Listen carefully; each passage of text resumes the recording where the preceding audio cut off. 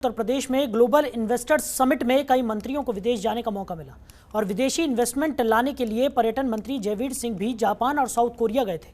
वहीं इसको लेकर जनतंत्र टीवी के संवाददाता रामानुज भट्ट ने मंत्री जयवीर सिंह से बातचीत की। इस दौरान उन्होंने कहा कि उत्तर प्रदेश में ग्लोबल इन्वेस्टर्स समिट में 10 लाख करोड़ से ज्यादा का निवेश होगा। इसके साथ ही जापान और साउथ कोरिया से अभी तक 25,000 करोड़ से ज्यादा का MOU हुआ है और फरवरी आते आते ये MOU 75,000 करोड़ रुपए से ऊपर हो जाएगा, जो सिर्फ जापान और कोरिया से मिलेगा। वहीं इसके साथ ही उन्होंने क्या कुछ कहा वो भी सुनिए। उत्तर प्रदेश में पहले कार्यकाल के अंदर 2 इन्वेस्टर समिट के बाद अब देश के और विदेशों से ग्लोबल इन्वेस्टर समिट लाने के लिए एक बड़ी जिम्मेदारी सौंपी गई है उत्तर प्रदेश के तमाम मंत्रियों ने, योगी सरकार के अंदर मुख्यमंत्री योगी आदित्यनाथ ने। और इस बार जयवीर सिंह जी जो कि जापान और साउथ कोरिया गए थे, क्या कुछ रहा, कैसा दौरा रहा और कैसे ग्लोबल इन्वेस्टर को जो है उत्तर प्रदेश में राजी किया लाने के लिए, हमारे साथ मौजूद उनसे बात करेंगे। सर, बहुत खास रहा ये पूरा इन्वेस्टर समिट, पहला और दूसरा। अब ग्लोबल इन्वेस्टर समिट में जब आप गए विदेश, जापान गए, साउथ कोरिया गए, कैसा रिस्पांस मिला वहां? देखिए, मैं समझता हूं कि जिन उम्मीदों आशाओं के साथ हम गए थे उससे बेहतर परफॉर्म करके आए हैं। उससे बेहतर वातावरण, उत्तर प्रदेश के प्रति बदला हुआ नजरिया, देश के प्रति बदला हुआ नजरिया हमने वहां पाया। जो वहाँ के निवेशक थे, जो बड़े बड़े उद्यमी थे, जो बड़े बड़े कंपनी के CEO थे, उनके और चेयरमैन के साथ में जो हम लोगों का रोड शो हुआ, उनके साथ आपस में पारस्परिक बातचीत हुई, टेबल टॉक हुई, तो उसमें जो उनका उत्तर प्रदेश के प्रति पहले जहाँ बीमारू राज्य का दर्जा था, लगता था कि हमारी कानून व्यवस्था को लेकर बड़ा सशंकित रहते थे, लगता था कि इन्वेस्ट में कहीं उनका जाएंगे तो व्यापारिक हित प्रभावित न हो जाए। लेकिन आज लॉ एंड ऑर्डर को लेकर के आदरणीय मोदी जी के प्रति अगाध विश्वास पैदा हुआ है।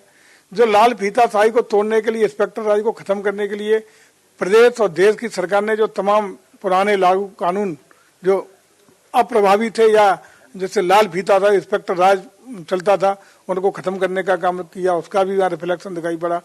जो इंफ्रास्ट्रक्चर डेवलपमेंट के लिए खासकर उत्तर प्रदेश में एक्सप्रेस वे डेवलप हुए, तमाम airport, international airport, domestic airport जो स्थापित हुए, उसको लेके बेहद आकर्षित थे। खासकर जेवर एयरपोर्ट को लेके जो एशिया का सबसे बड़ा एयरपोर्ट 2024 में आने वाला है, उसके प्रति, उसके साथ जो उन्होंने विभिन्न डोमेस्टिक हब, अलग अलग हब बनाए हैं जेवर रोड के पास, जो वहाँ एक भूखंड आरक्षित किए हैं, उसको लेके बड़ा आकर्षण था।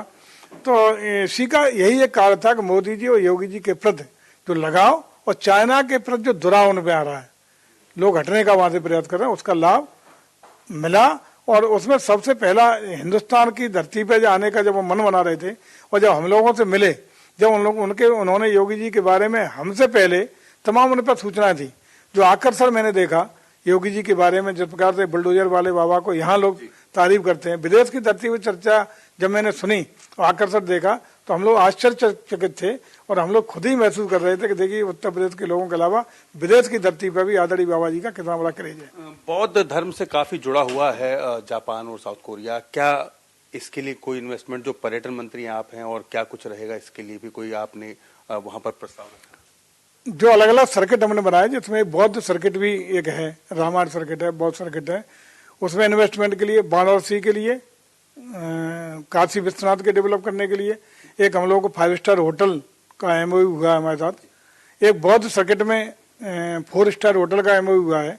पर्यटन मंत्री जयवीर सिंह जी ने साफ तौर पर बोला कि उत्तर प्रदेश के मुख्यमंत्री सरदार पटेल की भूमिका में विश्व के अंदर देखे जा रहे हैं, क्योंकि उनका जो काम करने का तरीका था उससे उनको लाभ मिला और कहीं ना कहीं वो लाभ उत्तर प्रदेश के लोगों को भी जल्द मिलने वाला है ग्लोबल इन्वेस्टर समिट के जरिए।